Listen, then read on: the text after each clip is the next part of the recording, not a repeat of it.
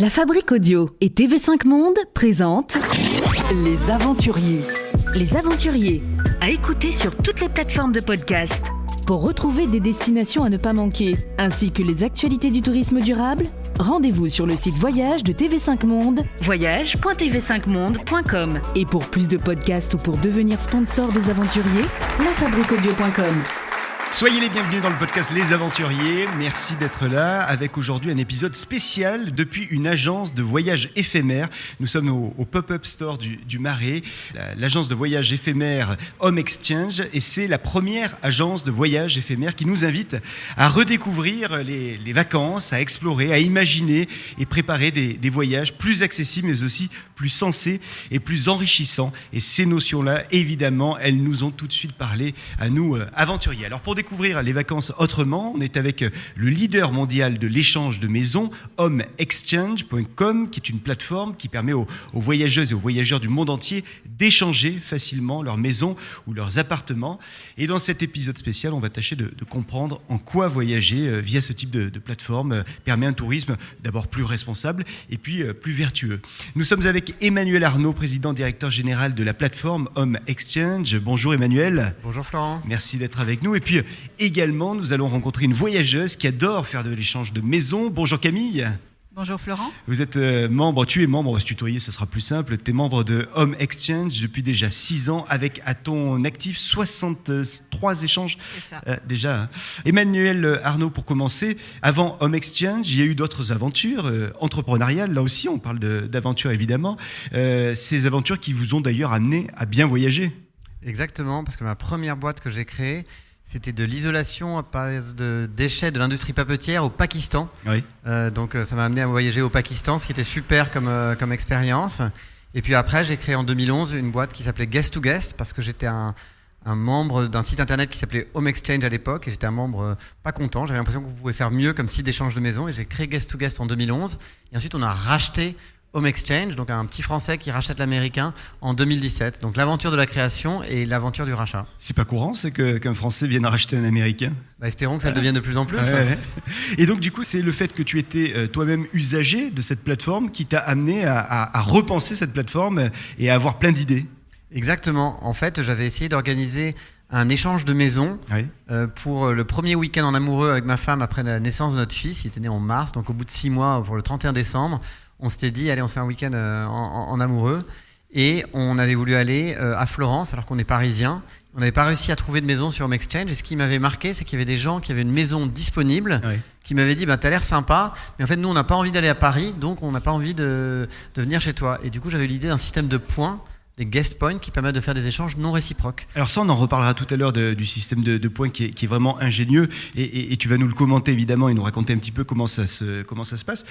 Pour revenir à Home Exchange, 2018, je crois que ça a été une année charnière. Ouais, c'était une année complètement charnière parce que donc on avait racheté notre concurrent qui était 5 fois plus gros que nous, Home Exchange. Donc nous on était guest to guest à l'époque. Et en 2018, on décide de fusionner les sites, de fusionner les communautés, de tout renommer Home Exchange, donc du nom de la boîte qu'on avait racheté nous, guest to guest. Et c'était une belle aventure dans l'équipe d'arriver à rapprocher comme ça ces deux communautés, fusionner les équipes et se douter d'une nouvelle identité visuelle, d'un nouveau logo pour pouvoir voguer vers la gloire. Là, on est aujourd'hui dans votre agence de voyage éphémère. Je vois que ça grouille de personnes de Home Exchange. Aujourd'hui, en 2024, il y a combien de collaborateurs Home Exchange ? Aujourd'hui, on n'est pas loin de 150 collaborateurs, essentiellement en France, mais aussi en Croatie et aux États-Unis. Et on a plus de 175 000 membres qui vont faire cette année aux alentours des 400 000 échanges. Dans combien de pays ? 145 pays. Donc vous êtes quasiment partout, quoi. Quasiment partout, exactement. Un objectif ambitieux pour les prochains mois, je crois que c'est un objectif à terme pour l'année, c'est d'arriver exactement. À 200 000. On va arriver à 200 000 membres cette année et on compte bien arriver dans 1 million d'ici quelques années. Tiens, petite question de curiosité, quel est le pays dans lequel on utilise le plus la plateforme Home Exchange ? Alors Cocorico, aujourd'hui c'est la France, sur les 176 000 membres, il y en a 40 000 en France. Et alors on pourrait se dire que c'est parce qu'en France il y a des RTT, il y a un rapport aux vacances un peu différent de dans d'autres pays, comme les États-Unis par exemple.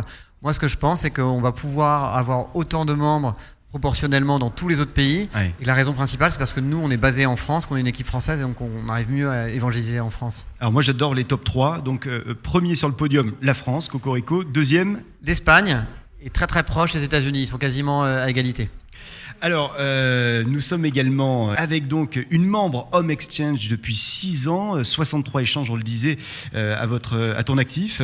Je dis à votre parce que je crois que vous êtes dans la famille plusieurs personnes, hein, c'est ça, Tout à à fait, utiliser on est 4. la plateforme. Pardon de te le dire, Camille, mais tu n'as pas le record de la plateforme Home Exchange parce que le record est détenu, me semble-t-il, par une certaine Euriel qui a fait 50 échanges juste en 2023. Il me semble que c'est le record, voilà, si mes infos sont bonnes. Alors, c'est le record annuel de 50 échanges en un an, mais Ouais. on a des membres qui ont fait plus de 200 échanges sur la durée de leur abonnement. Là, la dernière escapade que tu as pu faire, Camille, grâce à Home Exchange. Dernière escapade, un week-end pour la Pentecôte où nous étions à Angers.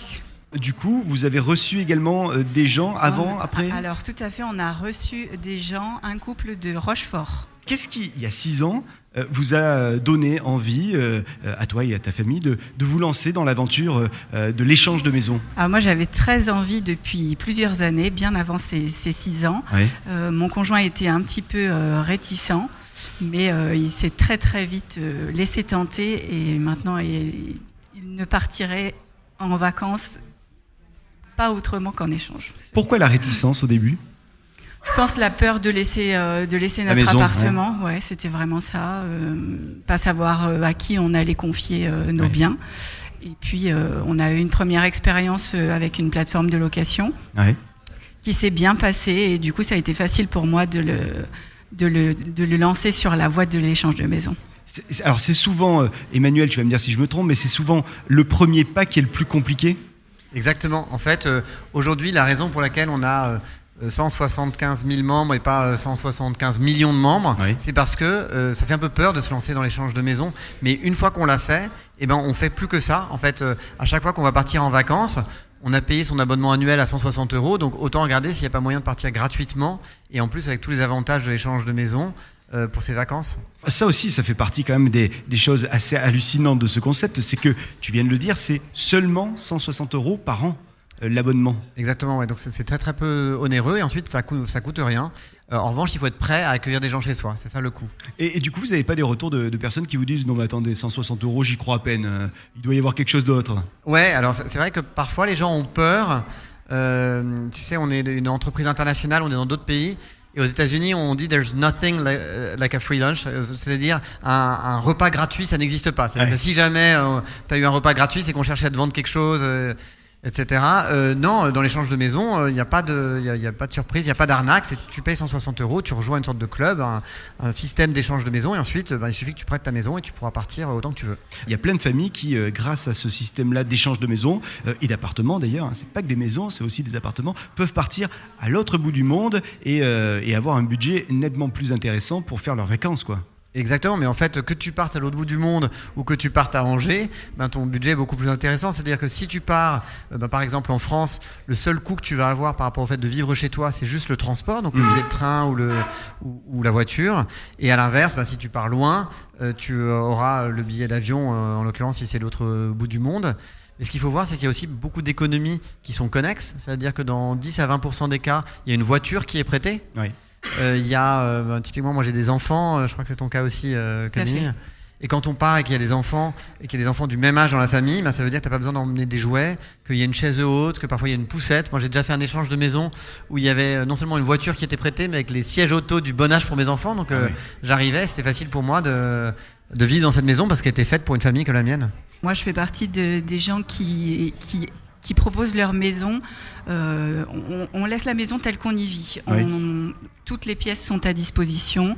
Il y a absolument, on n'enlève pas d'objets, que ce soit les objets de valeur, les feuilles de paye, les papiers importants, tout ça, tout reste tel quel. Vraiment, on est dans une relation de confiance vraiment propre à l'échange de maison, je dirais, vraiment. Emmanuel, en termes de caution, en termes d'assurance également, ça fonctionne comment du coup ? Alors il faut savoir qu'on fait très très attention à nos membres parce que c'est un peu des aventuriers comme ton podcast, c'est-à-dire qu'on sait qu'il y a des gens qui ont peur de se lancer et donc nous on veut vraiment les rassurer en leur disant mais ça va bien se passer, on va vous tenir la main quoi qu'il arrive, donc ta maison elle est protégée à hauteur de 1 million d'euros, donc voilà, sachant que on a très très peu de sinistres en fait, vu que dans l'échange de maison, il y a souvent une conversation qui s'engage entre les deux personnes, il y a soit quelques échanges d'emails, un WhatsApp, un coup de fil, il y a parfois des gens qui insistent pour se rencontrer physiquement, chacun met un peu le curseur là où il veut en termes de rencontres, eh bien on a beaucoup moins de problèmes que sur des plateformes de location où là tu cliques sur le bouton Book Now et donc un peu n'importe qui peut venir chez toi, donc c'est pas du tout le cas. Et aussi, on protège les invités, c'est-à-dire que si jamais tu es supposé aller dans une maison, par exemple, et qu'elle n'est pas conforme, par exemple, je sais pas, c'était une maison avec piscine et puis il y a des algues dans la piscine, ou c'est une maison avec du Wi-Fi et toi, c'était important pour toi pour pouvoir télétravailler et le Wi-Fi est cassé, et ben on va te reloger, idéalement dans un échange de maison à côté, et si on n'y arrive pas, on va te reloger à l'hôtel ou dans une location. Camille, tu te souviens de ce qui t'avait motivé à démarrer l'aventure, toi, Home Exchange, il y a 6 ans donc. Je me souviens être tombée sur un compte Instagram d'une nana qui partageait ses voyages et les valeurs de l'échange de maison dans lesquelles je me suis tout de suite retrouvée et je me suis dit, moi, c'est comme ça que je veux voyager. Ah oui. Ouais. Et qu'est-ce qu'elle disait, cette personne-là, tu t'en rappelles ? Je me souviens qu'elle parlait de la relation qu'elle avait avec les gens chez qui elle était, que c'était très familial, très convivial, et que ses enfants se sentaient bien parce qu'ils étaient comme à la maison. Ouais. Alors raconte-nous comment ça se passe quand on échange une maison. Est-ce que d'abord on choisit la destination dans laquelle on aimerait idéalement aller ? Est-ce que ça se passe pas du tout comme ça et que c'est au feeling avec les personnes ? Comment ça se passe en fait ?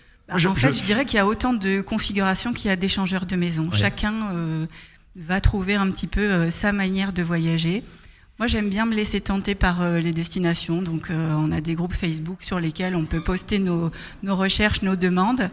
Et parfois, il y a des destinations auxquelles j'aurais pas pensé. Et je me dis, bah tiens, je suis disponible telle date, il y a telle proposition, pourquoi pas, allons-y. Il y a des communautés réseaux sociaux en lien avec la plateforme qui sont très actives. C'est ça. Vous êtes nombreux et vous échangez ? Tout à fait, ouais, on est nombreux. On partage nos photos de voyage, on se donne des inspirations destinations, des tips sur comment est-ce que toi tu prépares ta maison, qu'est-ce que tu offres à tes invités, parce qu'on aime bien accueillir les invités avec un petit cadeau d'accueil. C'est toujours agréable quand on arrive, ou ne serait-ce qu'une boisson typique de la région dans laquelle on est. Quand on a fait beaucoup de routes, c'est agréable d'arriver et puis pouvoir se poser et prendre connaissance des lieux et profiter vraiment comme à la maison en fait. Par exemple, toi dans toutes tes expériences, il y en a eu de nombreuses, est-ce que tu as en tête comme ça un souvenir de cadeau qui t'avait été laissé à toi et à ta famille quand tu es arrivé, et t'as dit waouh, ça c'est chic. Moi j'apprécie les cadeaux qu'on laisse aux enfants parce que vraiment ils ont des étoiles dans les yeux, ils sont ravis. Et mon fils, quand il avait 6 ans, il a reçu une peluche d'un dessin animé dont il était fan. Ouais. Et vraiment, ça reste un de ses plus beaux cadeaux d'échange. Et les gens savaient qu'il était fan de ce dessin animé ? Parce que vous aviez échangé ? Vu parce que du coup, ils étaient chez nous pendant qu'on était chez eux. Avant. Donc, on n'est pas du tout un site que pour les familles. Donc, on a plus de familles que de couples sans enfants. Donc moi c'est mon vécu aussi en tant que papa.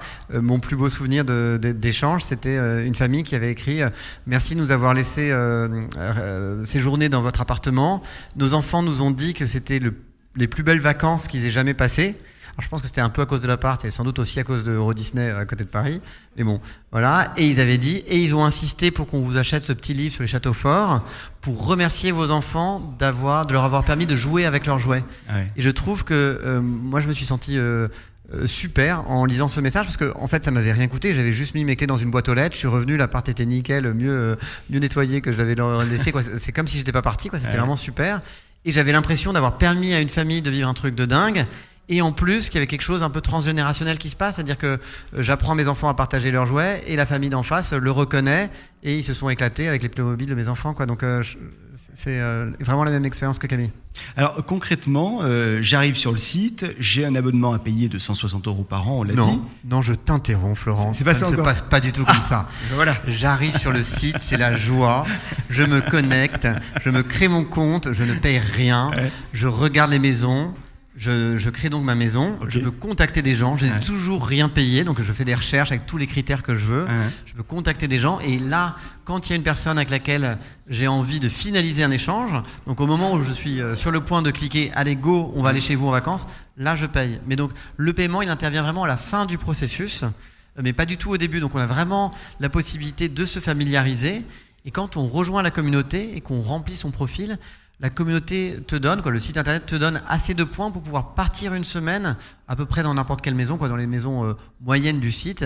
Gratuitement, on te donne assez de points pour pouvoir essayer le système. Donc tu as vraiment très très peu de barrières à l'entrée. Tu n'as pas besoin de payer jusqu'au moment où tu es sûr d'avoir un échange et tu n'as pas besoin d'accueillir avant de pouvoir partir. Donc tu peux très bien te créer un compte gratuitement, trouver quelqu'un de formidable comme Camille qui t'invite à venir passer un week-end ou une semaine chez elle, et puis tu payes qu'au moment où c'est sûr.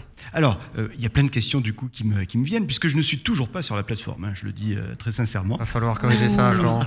Est-ce que par exemple, si je suis locataire, ça peut marcher pour moi? Ou est-ce qu'il faut absolument être propriétaire? Ah non, mais on a une majorité de locataires sur le site, ça peut clairement marcher. Donc en fait, la loi en France est extrêmement claire.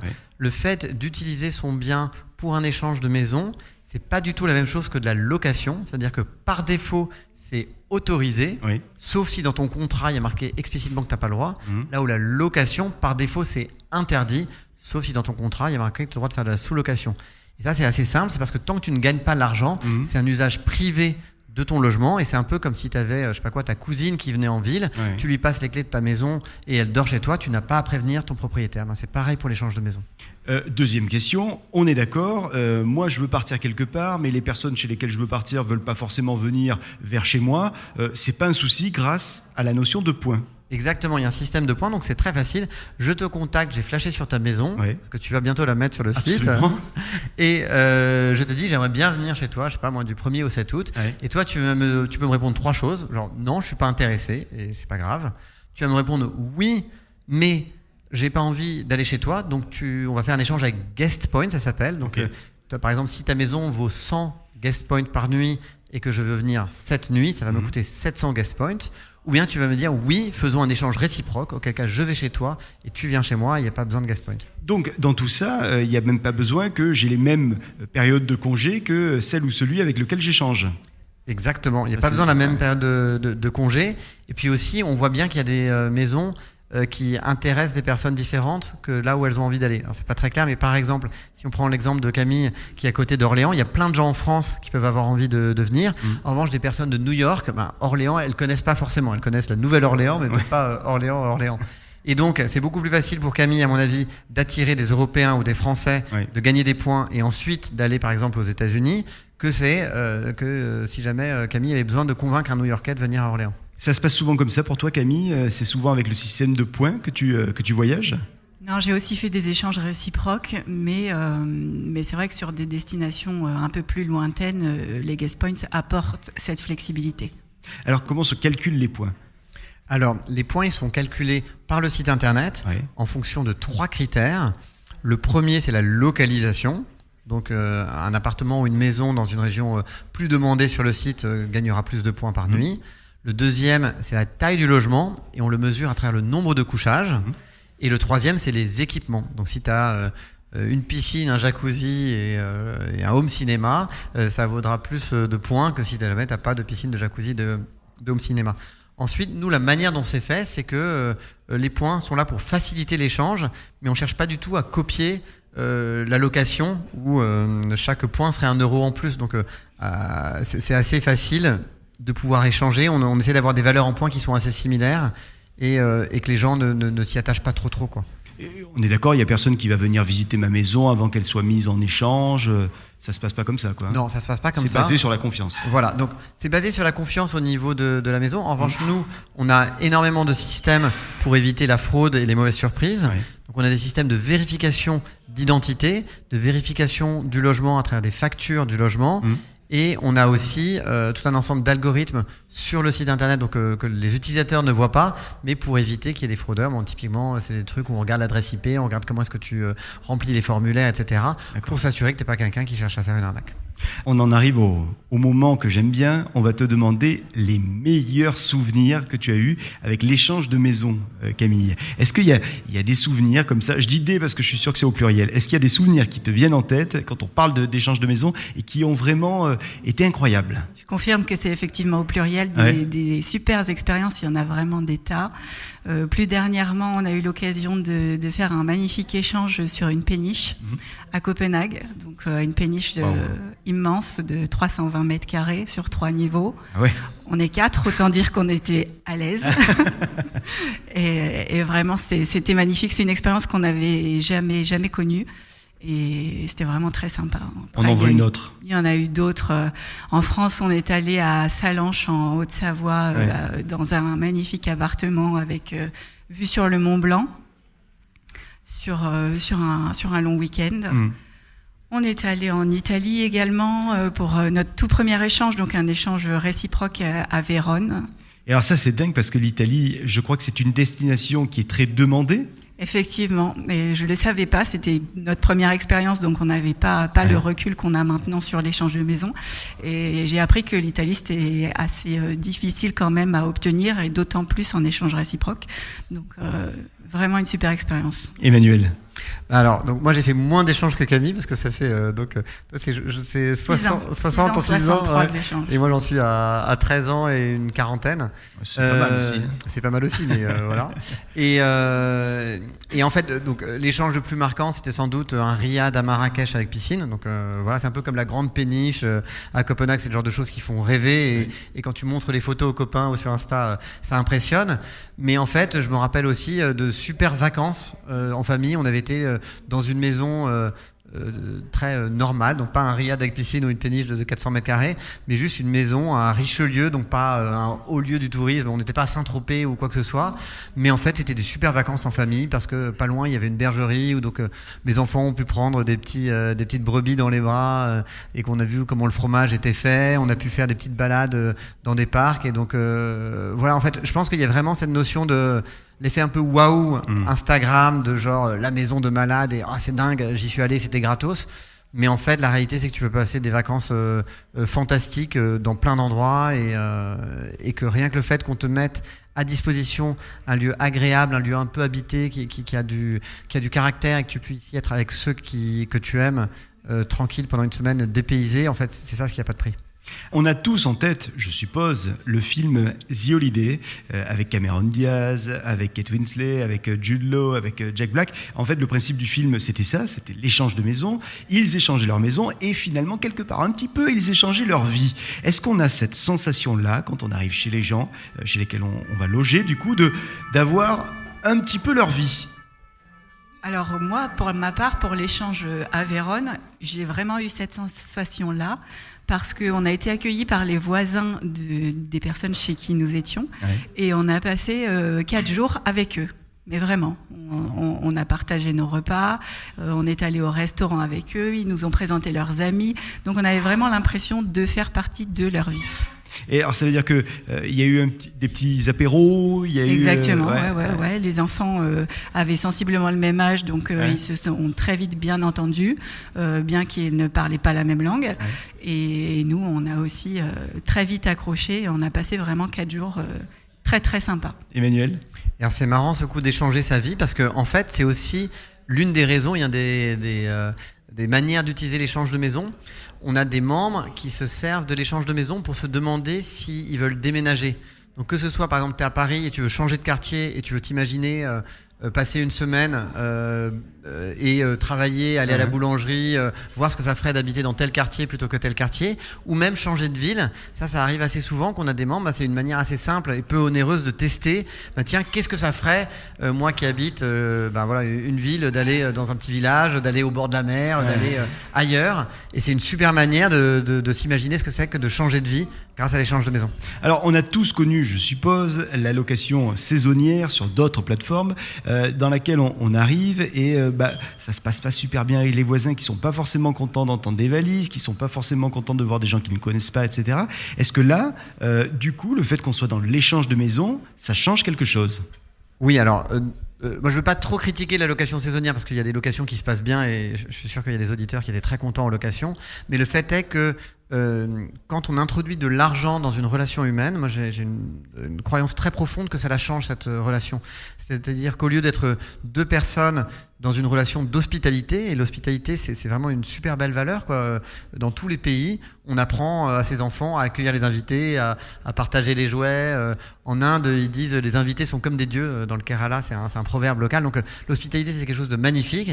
Et quand tu te mets à devoir payer pour l'hospitalité, tout d'un coup tu deviens un client par rapport à quelqu'un qui est un prestataire, et donc le prestataire peut avoir une petite tendance à te dire que je sais pas quoi, il y a vue sur la Tour Eiffel, alors que pour de vrai il faut monter sur un tabouret sur le balcon pour apercevoir un petit bout de la Tour Eiffel. Donc on va avoir tendance à survendre le bien pour gagner plus d'argent, et le locataire va un peu se dire j'en ai pour mon argent, donc je sais pas quoi moi, tous les petits flacons de shampoing là, hop, je les prends tous et je les mets dans ma pochette, etc. Alors que dans l'échange de maison, ça n'a rien à voir. C'est ce que Camille disait, tu prépares la maison en faisant un petit cadeau pour la personne, les gens ils te laissent des dessins de leurs enfants et parfois un petit tips où ils ont fait des choses. Nous ça nous est déjà arrivé, je sais pas, un petit reportage photo sympa sur notre maison avec des gens qui étaient photographes ou qui avaient un don artistique que nous on n'a pas du tout, et en fait t'es dans un échange qui est très différent, et souvent on se rend des services.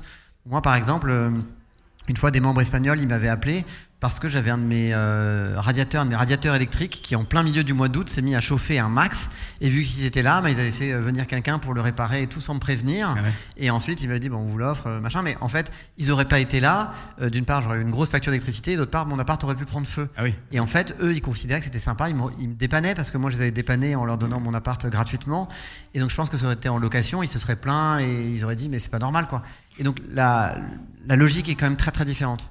J'ai un chat à la maison, je peux pas l'embarquer avec moi pendant les vacances, c'est trop compliqué, etc. J'ai éventuellement une piscine et il faut que je m'en occupe parce que sinon il y a des algues vertes dont on parlait tout à l'heure qui vont venir dans la piscine. Est-ce que je peux imaginer demander aux gens qui vont venir chez moi de s'en occuper, ou parce que ça c'est quelque chose qu'on peut pas faire quand on fait de la location saisonnière. Alors clairement, donc, nous on a une catégorie service à rendre sur la fiche de chaque maison, et typiquement c'est le chat dont il faut s'occuper, le chien ou les plantes vertes à arroser. Mais pour tous ceux qui ont des animaux de compagnie, et moi c'est mon cas, j'ai une chienne, Lucky, Golden Retriever de 4 ans, et en fait c'est aussi la possibilité de se dire que la meilleure manière de partir en vacances quand on a un animal de compagnie, c'est de partir avec cet animal de compagnie. Et donc le fait d'échanger une maison avec des gens qui ont déjà un chien, c'est beaucoup plus simple de pouvoir voyager soi-même avec son chien. Alors que dans beaucoup de locations ou des hôtels ou d'autres genres d'endroits, tu peux pas aller avec ton chien. Et donc c'est super à ce niveau-là, parce que c'est toujours cette idée que tu peux tomber sur quelqu'un qui a le même type de vie que toi. Est-ce que l'échange, je parle de l'échange par mail ou par téléphone ou en visio, pourquoi pas, se fait après le fait que ça y est, on a échangé nos maisons? Est-ce qu'il y a une relation qui se noue de temps en temps, Camille? Je me tourne vers toi. Sur le long terme. Avec certains invités, oui, il y a une relation qui se crée déjà bien avant l'échange, parce qu'on communique par message ou par visio avant d'échanger nos maisons, et parfois effectivement ensuite on garde contact. Moi j'ai des contacts très réguliers avec des Australiens que j'ai reçus chez moi. J'ai avec les Italiens aussi toujours des contacts. Oui. Et peut-être d'ailleurs là-dessus, en fait, quand on pense échange de maison, on pense à j'arrive dans une maison vide parce que les gens sont partis pour venir chez moi ou pour aller ailleurs. Et ça c'est le cas dans 90-95% des cas.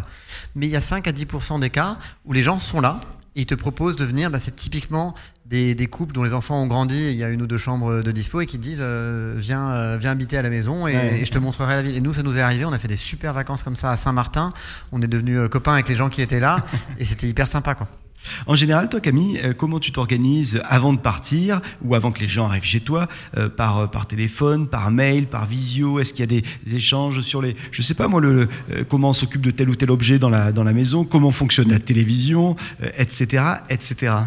Alors, à chaque fois que je conclue l'échange sur la plateforme, alors il n'y a pas systématiquement un appel téléphonique ou visio, ça dépend vraiment de ce dont a besoin la personne. Pour moi, c'est pas une obligation. Il y a des gens qui aiment bien.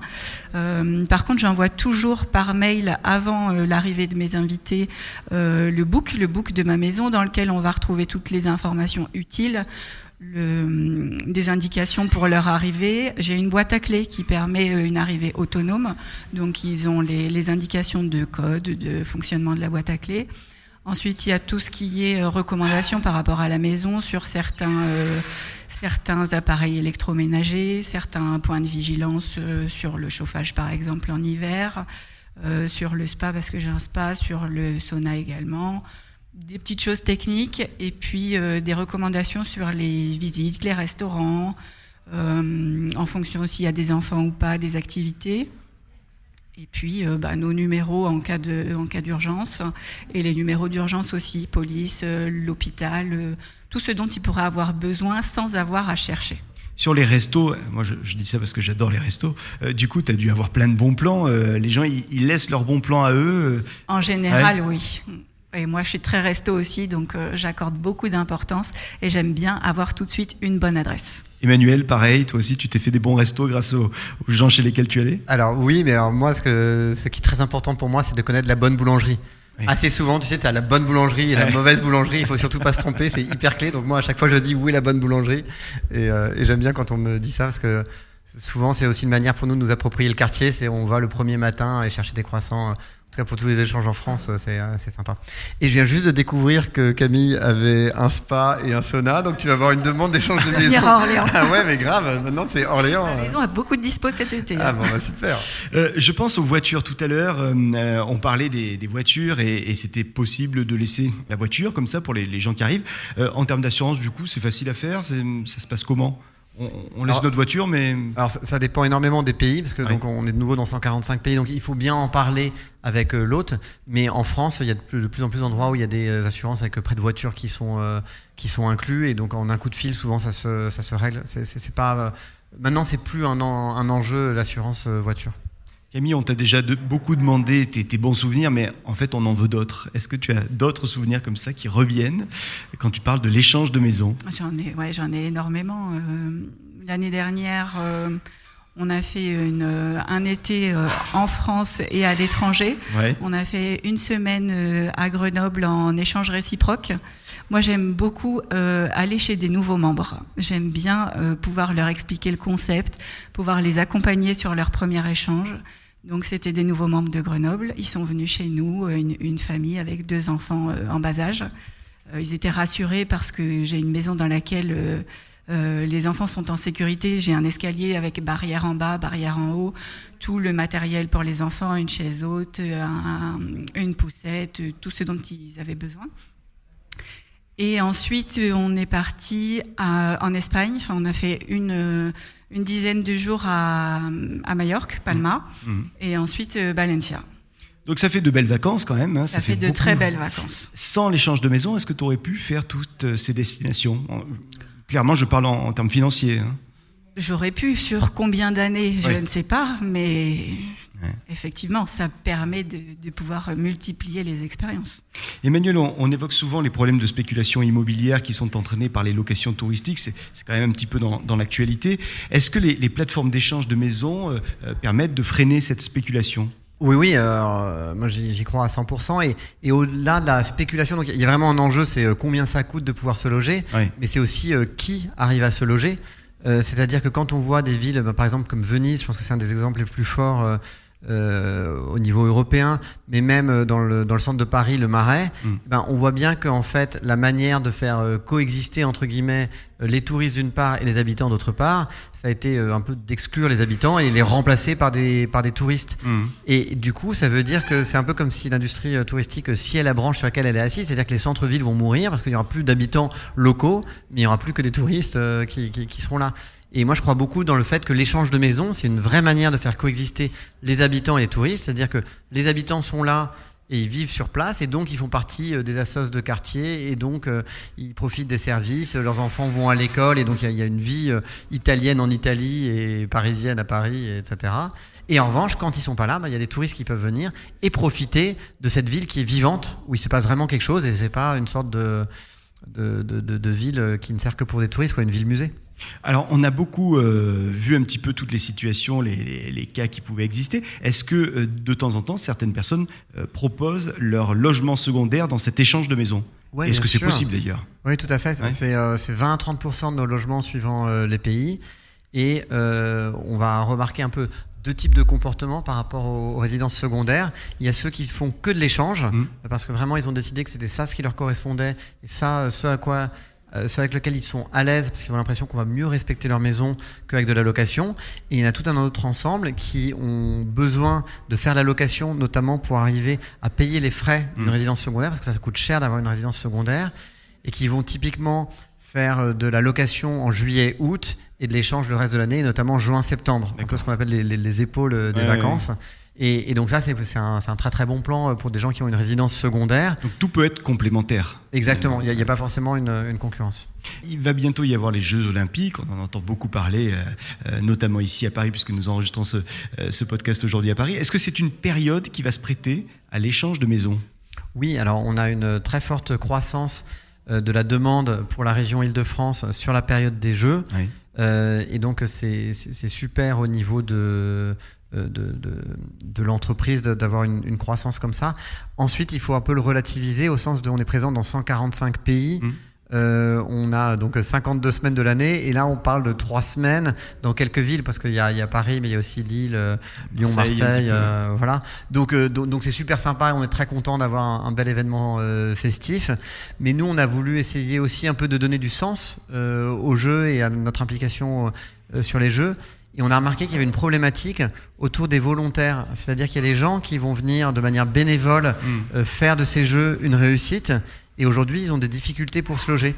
Ouais. Et c'est pour ça qu'on a mis en place un programme où on permet à tous les volontaires qui viennent pour les Jeux Olympiques de bénéficier d'une année de Home Exchange gratuit. Il reste encore 6000 logements disponibles à Paris pendant les JO. Et en se disant, voilà, eux, ils vont donner du temps de manière bénévole pour faire de cette fête du sport une belle fête. Nous, en tant qu'entreprise française, un peu parisienne aussi, on vient soutenir leur effort et leur gratuité, et ça correspond bien à nos valeurs à nous d'hospitalité gratuite. On parlait tout à l'heure des points, du système de points. Est-ce que ma maison, mon appartement a plus de valeur ? Est-ce qu'il y a plus de points en fonction des périodes ? Si c'est une période très demandée, si c'est l'été, ou alors si je suis dans une zone montagneuse et il y a le ski, est-ce qu'elle a plus de valeur en février, janvier qu'en juillet, août ? Alors, la manière dont le site marche, c'est que tu peux... Donc, l'algorithme, en fonction de ce que tu as rempli, te donne une valeur en points de ta maison. Oui. Tu peux un tout petit peu l'ajuster à la hausse, mais très peu. C'est la marge. Et en revanche, tu peux la baisser si tu veux à certaines périodes creuses. Mais nous, la manière dont on le conçoit, c'est de nouveau, on n'a pas envie de répliquer les codes de la location. Le but, c'est pas que tu ailles chercher 3 points de plus parce que je sais pas quoi, tu peux. L'idée, c'est de dire, les points, c'est une sorte de manière de fluidifier les échanges non réciproques, et beaucoup de nos vacances qu'on passe sur la plateforme ne seraient pas possibles sans ce système de points. Mais ensuite, on n'est pas des grippe-sous des points, quoi. Camille, je suis sûr que tu parles souvent de l'échange de maisons avec tes amis. Peut-être que tu essayes de les convertir également à l'échange de maisons. Ça se passe comment ? Ils te posent des questions, les amis qui n'ont pas encore testé l'échange de maison ? Alors oui, ils me posent des questions pour ceux qui ne sont pas encore convertis, parce qu'il y en a pas mal qui sont convertis. Ouais. J'en parle très très très régulièrement parce que je voyage beaucoup, je partage beaucoup mes voyages sur Instagram. Donc à chaque fois que je voyage, c'est Home Exchange, Home Exchange, Home Exchange. Donc forcément, ils savent que moi, les vacances, c'est l'échange de maison. Du coup, quelle sera la prochaine destination avec Home Exchange pour les prochaines semaines, prochains mois ? La prochaine destination, elle n'est pas encore validée. Elle est encore dans les tuyaux. Pour cet été, on vise les États-Unis, le Canada. Okay. Mais pour l'instant, rien de fait. Moi, je suis plutôt dernière minute, donc pour l'instant, c'est pas... Ça va dépendre de quoi ? C'est le coup de cœur visuel ? Ça va dépendre, non. Alors, s'il y a une opportunité qui se présente sur un des groupes Facebook qui matche au niveau des dates, oui, on y va. Sinon, non, pas de... Je vais plutôt au feeling. Donc, je fais mes recherches sur le site, j'envoie des demandes personnalisées à chaque fois, c'est très important. Et si ça le fait, on y va. Et Camille, un endroit où tu aimerais aller un jour en échange de maison ? J'aimerais aller en Australie. J'ai reçu des Australiens et ils nous attendent et j'aimerais vraiment beaucoup retourner. Même aller les voir. Emmanuel, toi qui as une grande famille, je crois qu'il y a 4 enfants chez toi. Oui, 4 enfants. La prochaine destination en échange de maison, ça sera où ? Ça sera normalement fin juillet, début août, soit au Monténégro, soit en Macédoine du Nord. On est encore en train de finaliser ça, donc aussi un peu dernière minute comme Camille. Bon, en tout cas, vous êtes toujours sur le site pour regarder ce qui s'y passe et voir un petit peu s'il y a des choses qui pourraient vous intéresser. Ouais. Toujours. Alors moi, je suis peu sur le site, je suis tout le temps sur l'app. L'app, qu'est-ce que d'ailleurs, il y a une différence entre le site et l'app ? Elle offre, je sais pas. C'est que c'est assez pratique, moi je trouve, de l'avoir sur mon téléphone et t'as un côté un peu, tu sais, quand tu t'embêtes, tu peux. Alors c'est pas comme Tinder où tu swipes à droite, tu swipes à gauche, mais il y a un petit peu de ça, quoi. Tu te dis, bah tiens, et si j'allais là et tout ça, et puis ça permet aussi d'être un peu plus réactif quand tu reçois un message, parce que on parle beaucoup de l'échange comme où est-ce que tu as envie d'aller, mais en fait ce qui est super, c'est que tout d'un coup tu te reçois un message, je crois que c'était ton cas Camille avec Vérone, t'as des Italiens qui habitent la ville de Roméo et Juliette et qui disent hey, tu veux venir dans notre maison, quoi. Ça, c'est la surprise. Et là, tu dis oui tout de suite. Merci à tous les deux pour cette discussion autour de l'échange de maison. Emmanuel Arnaud, président directeur général de la plateforme Home Exchange, et puis Camille, membre Home Exchange depuis déjà 6 ans, avec 63 échanges. Et j'ai l'impression que c'est bien parti pour durer cette histoire. Il y aura au moins 3 de plus à la fin de l'été. Si vous souhaitez avoir plus d'informations sur Home Exchange, rendez-vous sur le site évidemment, homeexchange.com. C'était Les Aventuriers, un podcast produit par la Fabrique Audio en partenariat avec TV5 Monde, et cet épisode s'est déroulé en live depuis une agence de voyage éphémère au Pop-Up Store du Marais. Je crois qu'on peut quand même vous applaudir dans le public. Merci à vous. Et à très bientôt. Merci de nous avoir écoutés. À très vite pour de nouvelles aventures. Les Aventuriers. Un podcast de la Fabrique Audio en partenariat avec TV5 Monde. Pour retrouver des destinations à ne pas manquer, ainsi que les actualités du tourisme durable, rendez-vous sur le site voyage de TV5 Monde, voyage.tv5monde.com. Et pour plus de podcasts, lafabriqueaudio.com. Vous avez une aventure à nous proposer ? Une destination à nous faire découvrir ? Contact @lafabriqueaudio.com. lafabriqueaudio.com